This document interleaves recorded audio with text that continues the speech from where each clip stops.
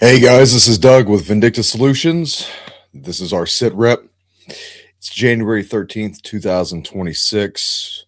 Welcoming in the new year, starting off with the SITREPs from now on going to be on our Vindicta Solutions YouTube page. Be looking forward to these. We're going to be trying to give you as much information as what we find to be pertinent and possibly important for you. Here, we're going to be completely non-biased. We're not pulling any strings for anybody. We're not holding anybody's hands.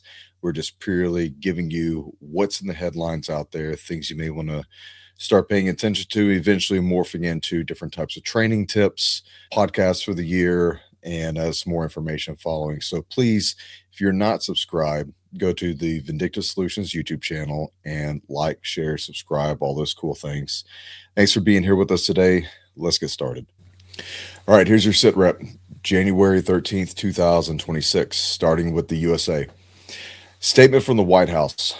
Washington will continue to seize tankers that will be heading from Venezuela without U.S. permission.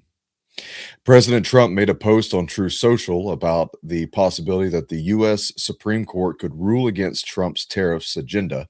He stated that America would be forced to pay back hundreds of billions of dollars, also stating, "Remember when America shines brightly, the world shines brightly." In other words, if the Supreme Court rules against the United States of America on this national security bonanza, we're screwed. The monarchist lion and sun flag were raised at the former and future Iranian embassy in Washington, D.C. Iranian Foreign Minister Abbas Araghchi reached out to White House envoy Steve Witkoff over the weekend amid President Trump's threats of military force against the regime in support of the recent protests. Axios sources report that this was an attempt to de-escalate the tensions with the U.S., or at least buy more time before Trump orders any action to further weaken the regime. President Trump is expected to hold an emergency meeting with his national security team on Tuesday to discuss the options for supporting the protests and weakening the Iranian regime. So that meeting happened today, and now the future meetings with the Iranian Foreign Minister Abbas Araghchi have been canceled. Anyone who is supporting Iran in terms of their economy is now being tariffed by 25% on all goods and services. So this just seems like we have more bolstering, more saber rattling. And it could be that within the coming days, possibly up until this weekend or maybe next week to next weekend, there may be another kind of actual physical attack on Iran, to which targets may be indicated. I'm not sure. I guess we'll just all have to be waiting on our seats for that one. U.S. forces in the Middle East are ready for any emergency, any mission, and to defend themselves and our interests. The planning of a U.S. military options against Iran has reached advanced stages, citing a U.S. official telling Al Jazeera. State Department statement. President Trump is considering a series of strong options regarding Iran. Today on Truth Social and also in an actual briefing, Trump has been cited saying that he supports the protests. He's telling the, quote, patriots of Iran to continue with their protests, to take over government installations, government institutions. And I guess this is with the future events of toppling the Ayatollah empire that they've created there. Trump could be announcing the deployment of an aircraft carrier to the Middle East within this week as well. Over in Russia, the Russians striked Ukraine with the Oroshenk. It hit the Lvov aircraft repair plant, which is a key hub for maintaining Western supplied fighter jets. Moscow claims that the facility has been servicing F-16s and MiG-21s for Ukraine's military. Also, energy and production facilities that supplied services and goods to Ukraine military efforts were struck by Iskander and Caliber missiles in Kiev. This was essentially the Ukrainian military industrial complex that was struck. Along with this, you'll note, if you're following anything that's happening in Ukraine, many of the things that are being struck in Ukraine is not just with the military industrial complex or military installations, government buildings, government facilities, but also things where the economy is still up and going, and also anything that has to do with the electric grid. In terms of railway, major highways, airports, seaports, these are all available targets that have been hit multiple times before. Some with sabotage within their own Ukrainian ranks, trying to blame it upon Russians, or Russians doing it and then trying to blame it upon Ukrainians. But this is something that you should be considering in your posture when you talk about preparedness here in America. And this honestly goes for anywhere around the world. If you are ever within the targets of an invading enemy, the most likely things are going to get hit: major networking hubs, major roadways, seaports, railways, anything that is moving goods and services back and forth, especially the power grid. So, once again, in terms of preparation, there's a common sense way of doing this, but you have to understand airports are soft targets that are always available. So are hospitals, so is the electric grid. So, your ability to potentially pull gas out or diesel and try to refill your tanks, your ability to resupply yourself with food or water, and then also electricity being affected, are all things that are on the table in any type of a invasion situation. So keep this in mind when you start to train and you start to get all your preparations in order, depending on how many people you have in your home, depending on your financial circumstances. There are simple, common sense ways of preparing, but look at what's happening right now overseas, either in Ukraine, in the Middle East, and you can see and judge how those people are handling it. After these attacks, some of the most major things is the cleanup, and then buildings that are collapsing. The collapsing buildings, the dust particles in the air afterwards, the damage that's everywhere, the criminality that's across the streets, people taking advantage of things like this. So, looting, criminality, gangs, the wildlife, wild dogs, all these things come into play that is generally not talked about. The ability to survive the attack is also just as important as during the attack.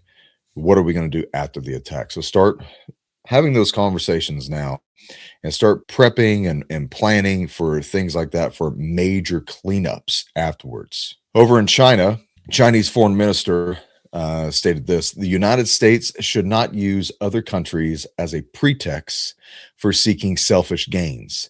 This statement was made in regard for the U.S. efforts to either annex, purchase, or take over Greenland. The foreign minister also stated China hopes that the Iranian government and people will overcome the current difficulties and uphold stability in the country. We always oppose interference in other countries' internal affairs. So obviously, China is muddying in the affairs of America as we are doing the same thing with China. All this one day will bring, most likely, a very bad global conflict where superpowers will be matched up against each other. All these small territories, all these smaller countries, secondary countries compared to our superpower countries, they'll all be caught up in the mix. I think this will be a war like what the world has never seen in terms of World War One, World War Two. This will truly be a global effort of a war that will probably also bring back naval superiority and naval battles all over again. And China is exactly there in what they're trying to build. Over in Mexico, the Mexican president Sheinbaum said this at a press conference. The president said, quote, "We had a very good conversation with Trump. We discussed various topics, including security with respect of sovereignties, the reduction of drug trafficking, trade, and investments. Collaboration and cooperation within a framework of mutual respect always produce results. Also, that the U.S. intervention against the cartels would be unnecessary." She also stated under Mexico's constitution and laws, terrorism refers to acts against the government, not organized crime. Therefore, cartels cannot legally be classified as terror organizations. Lastly, she stated, "We don't agree with President Trump's government on many issues, but we seek a constructive relationship as neighbors and trading partners. We must work together while firmly upholding our principles." So, in regards to Mexico, this is my synopsis. Mexico is an absolute threat to American security, especially the everyday average American, with the amount of narcotics and criminality that comes with these international gangs and cartels. For Mexico to say that they cannot um, declare or classify these cartels as a terrorist organization, albeit which is exactly what they are, should show you the difficulties that we are going to eventually have with Mexico. I believe that Mexico shows that it is unwilling to help America in its efforts try to either suppress or outright destroy the cartel. There may end up being some sort of a intervention with the Mexican authorities, the Mexican government. It may even be something almost reminiscent to what happened in Iraq, in Afghanistan, in Libya, or maybe even a midnight visit like what happened to the president of Venezuela, Maduro. On to Germany. Germany's Interior Minister Alexander Dobrindt and Netanyahu signed a joint security declaration in Jerusalem, boosting the cooperation in counterterrorism, cybersecurity, and fighting anti-Semitism. Netanyahu said it anchors Germany's deep commitment to Israel security. Germany is also creating a whole new type of military. They're leaning upon a lot of militarized technology and the industrial complex from both NATO America and Israel, as Germany is trying to re-stand up its small military into a very large military once again. The government officials from Germany have stated numerous times over the past several months that they are wanting and willing and thinking that they're able to go to war with Russia in regards to protecting Ukraine and their interests there. So this is one of those bolos, being on the lookout. Germany may absolutely try to step in along with some of the other European nations to help defend Ukraine if they don't get any type of articles from NATO, which declares them a NATO ally. Okay, over in Europe, European Parliament President Roberta Metsola has banned all Iranian diplomats, government officials, and representatives from entering any European Parliament premises. The ban, effective immediately, applies to Parliament buildings in Brussels, Strasbourg, and Luxembourg. Metsola stated that the Parliament stands in solidarity with the Iranian people and that sanctions, including designating the IRGC as a terrorist organization, are being considered. The ban means individuals with Iranian passports will be checked at entry, and those found to be working for government will be denied access. UK media regulator Ofcom opens an investigation into Elon Musk's X, formerly known as Twitter, over Grok AI deepfake images related to sexually explicit content. The European Commissioner for Defense and Space, Andrus Kabilus, quote, "If the Americans will shift from Europe, how do we create a European pillar of NATO? How will we replace 100,000 strong American standing military force, the backbone military force in Europe?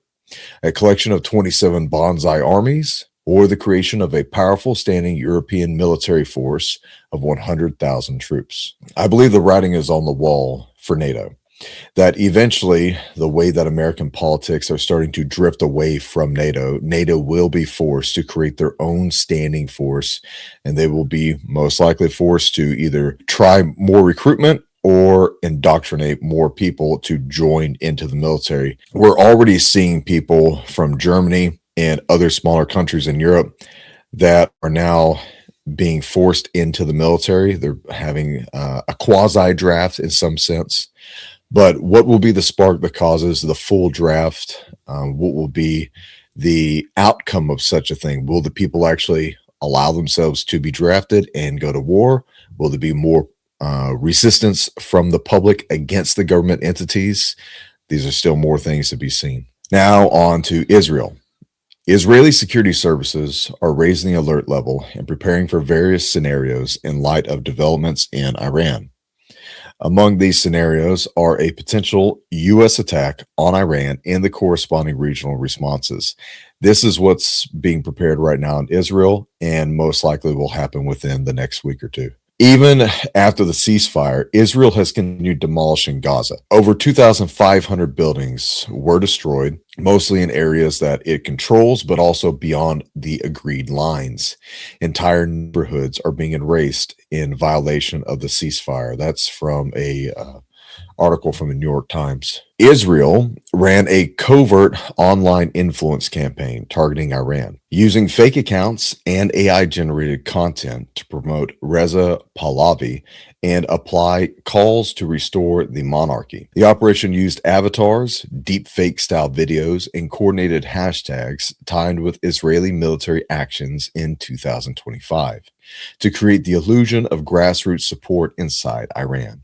Source was Haaretz with the Citizen Lab. Israeli intelligence assessments indicate that more than 1,000 Iranian protesters have been killed since the protests started back in September. Israeli military officials told this to Axios just about a day ago.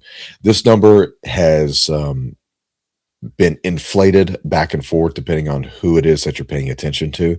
Fox News had an estimate earlier today of 5,000 people just within last week. The number was somewhere between 10, 15, then it grew to 48, then it grew to 60 to 100. And some people have even said that it's anywhere between a couple hundred to 300, now growing up into the thousands. We don't know the actual number because the internet has been shut off. Phone line communications have been shut off. Internet has since been restored as of today, Tuesday the 13th, 2026. However, it can absolutely be throttled back all over again.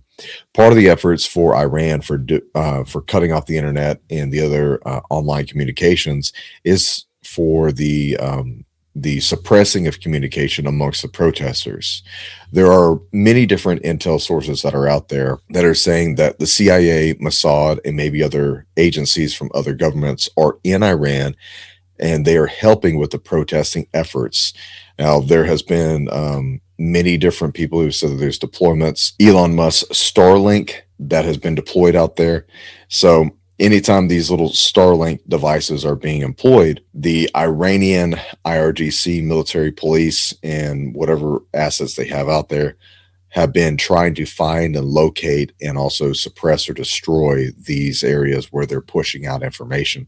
They want to be able to control all the information so that it's not being leaked out to the rest of the world. Currently, hospitals are some of the best sources of information.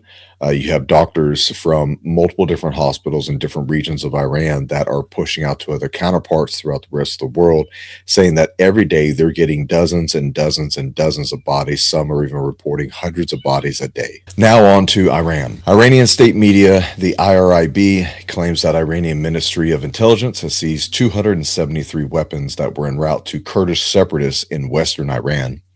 Iranian regime has severed the internet and most phone capabilities in order to deter communication from the anti-regime protesters. A violent crackdown on protesters has sparked even more growing unrest in Tehran and elsewhere. Government buildings have been set on fire. Police are fighting both with and against protesters, as many are abandoning the Ayatollah's regime and taking up arms with their fellow countrymen. Reports of the police forces and IRGC abandoning posts and joining the ranks of anti-regime protesters are bolstering this movement. It's also been reported that the police and IRGC and other security forces have been using live fire ammunition to fire either in front of the crowds or into the crowds. There has been, I think one of the reports is over 100 police and security forces that have been injured and or killed since probably the last 4 or 5 days when the protests have absolutely turned violent. Many government buildings have been set on fire. And now Iran is saying that this is actually happening because America has people in Iran that is causing the violence. U.S. President Donald Trump has publicly warned Iran to stop killing anti-regime protesters or they will be hit hard again. During a pro-regime demonstration in Tehran, the Iranian Secretary of the National Security Council of Iran was asked what he thought about the threats that were being made by Donald Trump, to which he replied, "Trump talks too much. Don't take him seriously. The overwhelming presence of Iranians in the streets shows that our people are out to settle the scores with the United States and Israel." In the past 24 to 48 hours, there has been many different demonstrations from pro-regime protesters that have been in the streets, along with the current Iranian president and his cabinet, walking the streets in broad daylight with their security forces, trying to bolster even more support for the Ayatollah's regime. The Speaker of the Islamic Republic of Iran's parliament has accused the protesters to be akin to ISIS for targeting shrines and mosques that are affiliated with the current government.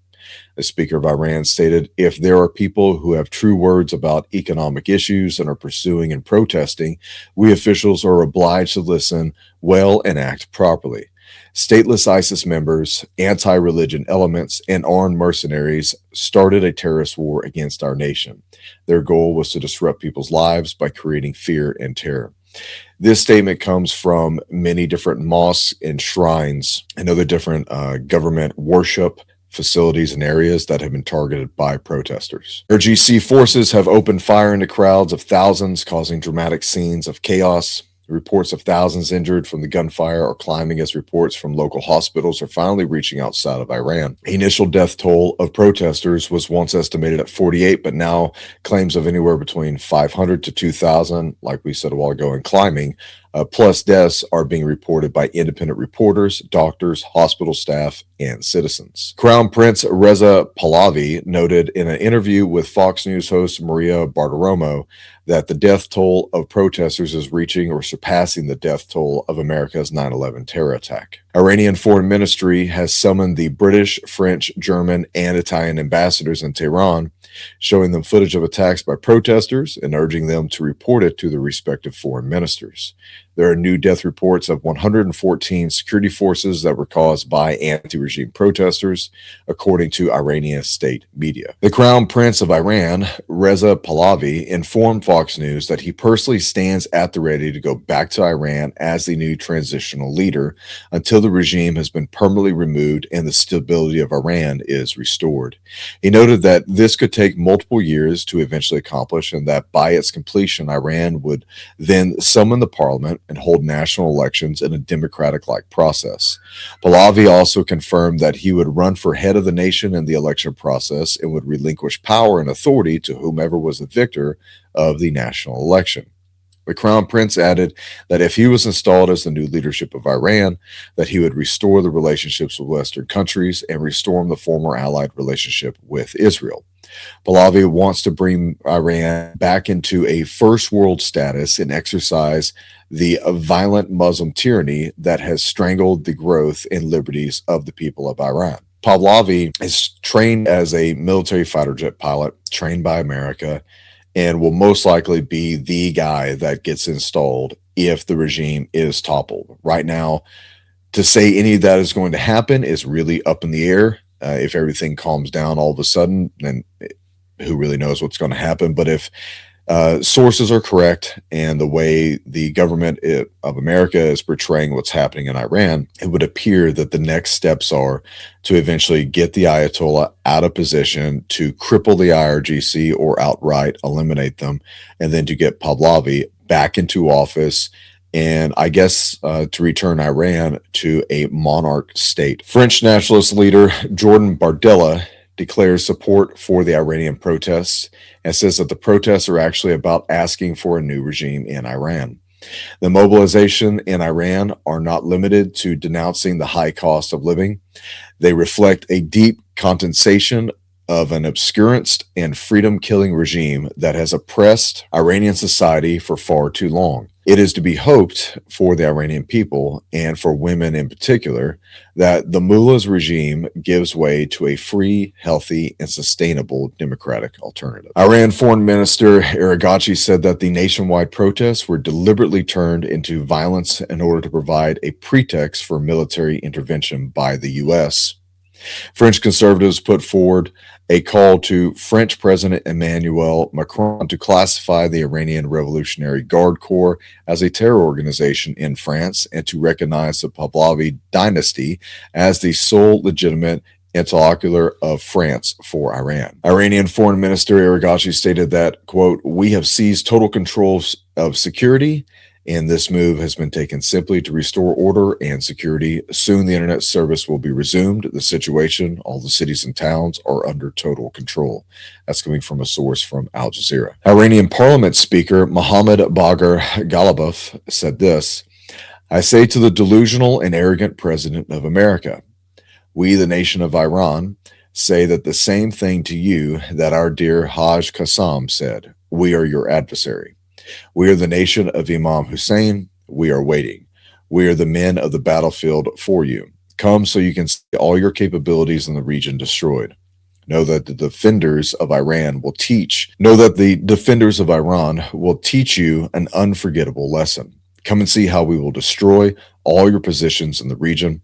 Come and see how defenders of Iran will burn you into America's history. Delusional Trump, do not believe the lies they tell you. Do not believe the lies you're told.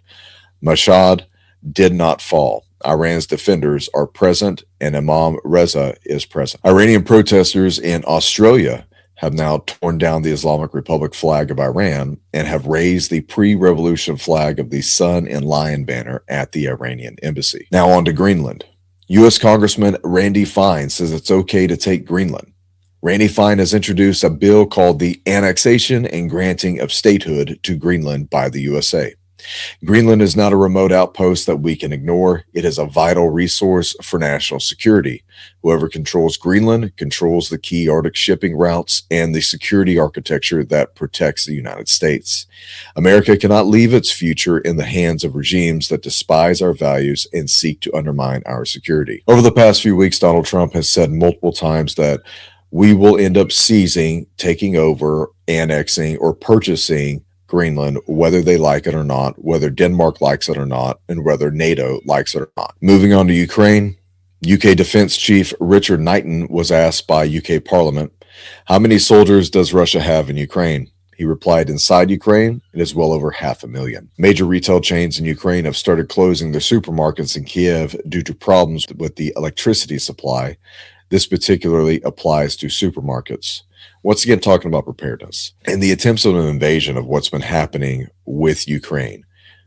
The people who are not within the embattled zones, who are just trying to live their day-by-day life, are living with infrequent electricity supply, probably not much gas, not much diesel, and also food supplies that are also dwindling. Keep this in your mind when you start to think about preparedness. Moving on to Africa, Somalia cancels all agreements with the UAE, their port, security, and military, accusing Abu Dhabi of violating its sovereignty, especially through ties with Somaliland and unauthorized military activity. Sudan's army announces that it is preparing for a large-scale offensive to retake Kordofan and Darfur from the Rapid Support Forces. In Cuba, the Cuban President Diaz-Canel said, there are not talks with the U.S. government except for technical contacts in the area of migration. Recently, U.S. President Donald Trump has talked about also having some sort of a military intervention with Cuba, once again citing narco-terrorism and other efforts like that. There is this idea of the Fortress America concept, where America will eventually take over everything within the Western Hemisphere in regards to national security. And it appears that Donald Trump this year, 2026, might just start doing that. On to Venezuela. Venezuela opposition leader Maria Corina Machado is scheduled to meet U.S. President Donald Trump on Thursday, January 15th, 2026, per a CNN source.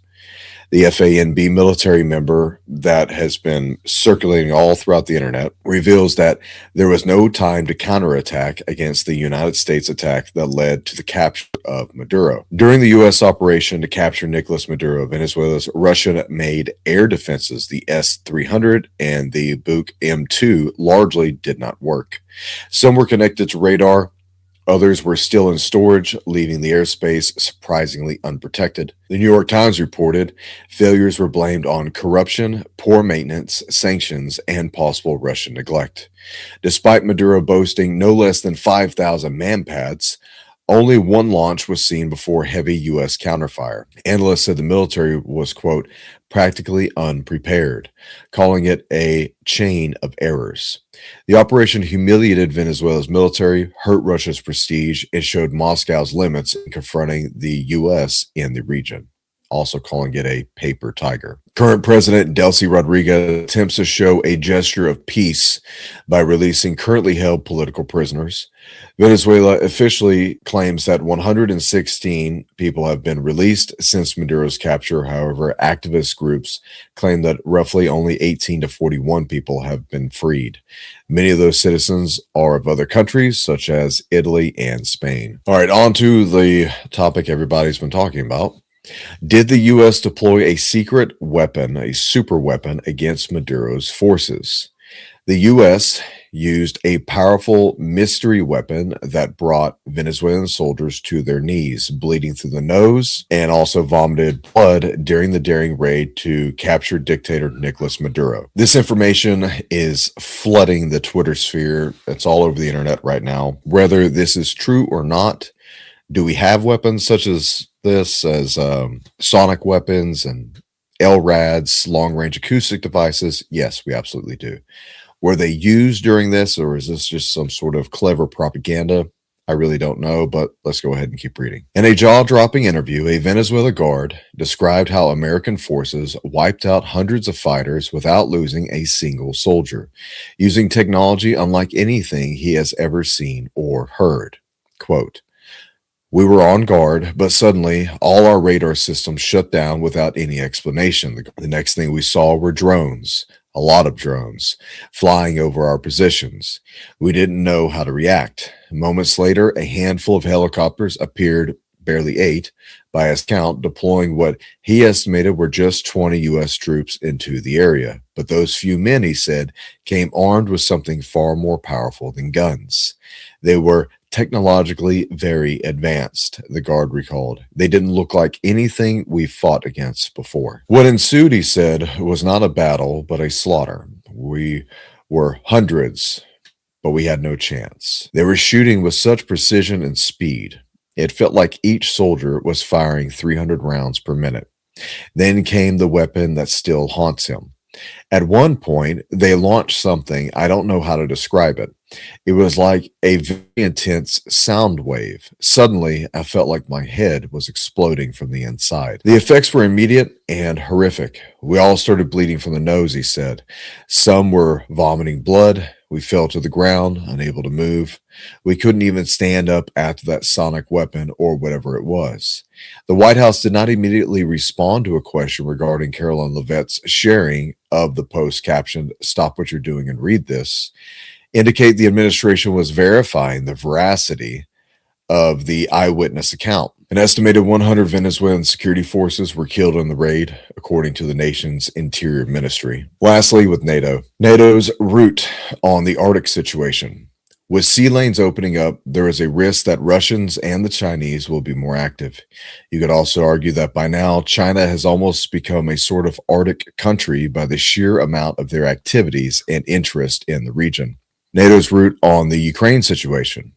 We know that several allies, including Hungary, the US, and some others, are either against or doubtful about full NATO membership for Ukraine. That is a given. That is a fact. A Truth Social post from the US President Donald Trump says this: "I'm the one who saved NATO." All right, so that's your down and dirty wrap up for the SITREP for today.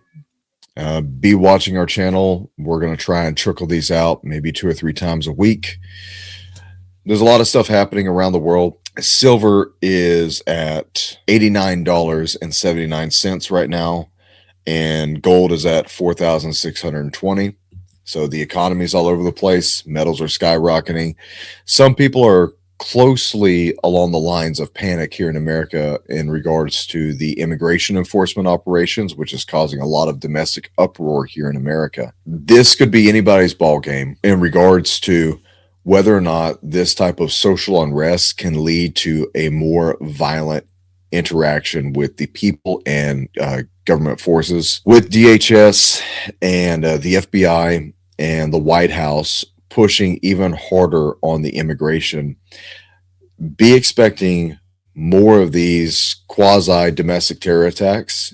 One of the things that I have been looking for the most is the amount of people that are gathering in these protests. With these large gatherings, there's always the chance of someone coming in and stirring up the crowd and turning it from somewhat peaceful to violent. Most of these crowds that are showing up are from the violent left hand side of the politics. This would be Antifa and like. And now with this shooting that happened in Minnesota, it's becoming even more polarizing. So if you're out and about, make sure you have some small kind of medical kit with you. I would strongly suggest that you do not go to any of these protests. You watch out for these large flash mob like protests that occurred during the Black Lives Matter riots. And probably the most number one threat that is out there is vehicle ramming. That did happen recently in Los Angeles at a Iranian protest that was right outside of a federal building. So these are some things to be looking for in regards to these big public outings. This is absolutely a time of year where we're probably going to see some sort of a domestic terror attack because of all the things happening around the world and with what the U.S. is doing. People will always take advantage of situations like this. Keep your head on a swivel, keep your eyes open, stay off your phones, train, prepare, and pray. We'll see you next time. This is SITREP. Stay frosty.